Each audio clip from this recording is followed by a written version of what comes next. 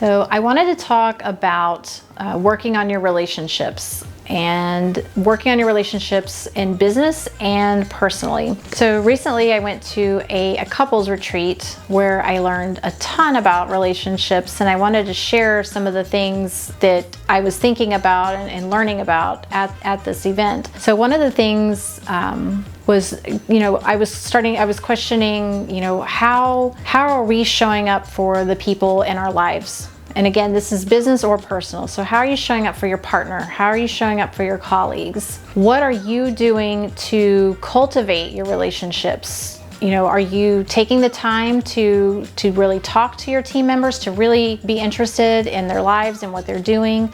And same thing with your partner. Are you taking an interest in their interest? Are you spending quality time with them?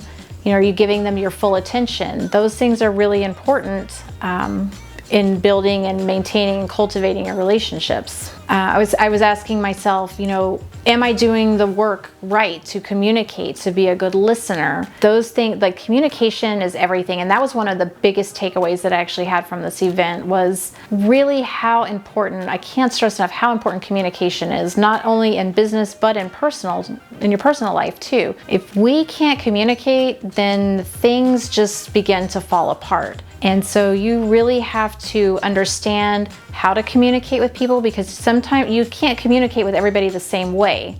We all have different upbringings, we all have different things that have shaped and molded who we are, and different hurts that we're carrying around that have to be, approached in certain ways, and we're all different people. And so really learning how to communicate with the people on your team, with your partner, is very, very, very important. Also learned about another big takeaway that I had was just choices.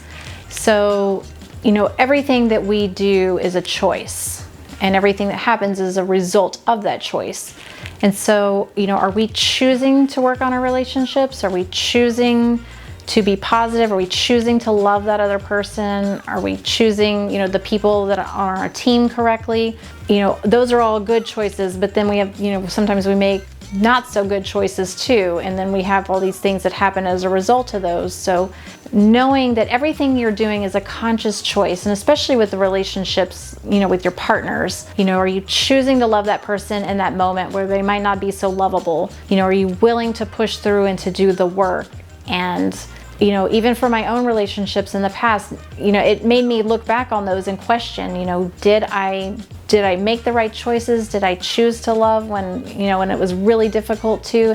That's a hard thing to do, and it's very much easier said than done, especially if there's a lot of hurt involved. But it's still just a choice. It's a choice that we make. And if we can look in the mirror at the end of the day and say, I did everything I could to make that relationship work, again, whether it's business or personal, if you know that you did everything that you could, then you can walk away knowing that you're secure in the choice that you made and the result of that choice.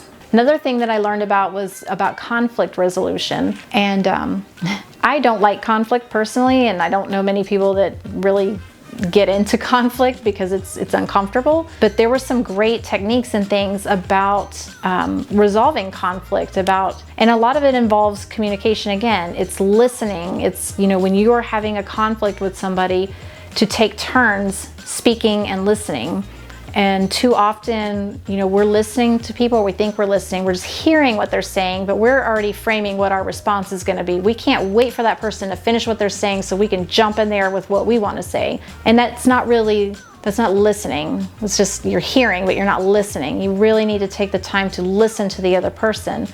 And that's very effective in, at home with a spouse or a partner, but at work too. So if you have people on your team, if they don't feel heard, that's going to create a problem down the road. So you want to make sure that you're listening and that you are really handling the conflicts with them as they come up, and you're doing it in a way where they feel heard and appreciated and valued also.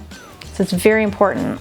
And the last big takeaway that I had from the retreat was just about how we understand and how we express love to each other. It was, we did this whole workbook and activities and stuff based on the 5 love languages. And Dr. Chapman actually wrote a book about 5 love languages in the workplace also, which I thought was interesting, taking those concepts to the workplace. But again, we all receive affection and attention. We give it and receive it in different ways. And so when you understand how the people in your life, how they give and receive love, it really makes your relationships better. It makes managing and leading people a lot easier, and just taking the time to really to work through that. So summary of all that is work on your relationships, cultivate those relationships, make sure that you're thinking about all those things, how you're showing up for people, how you're supporting them, how you're listening, how you're resolving conflict, how you're expressing your emotions with people. Those relationships are so important, and the more you work on them, I think the better that they will become.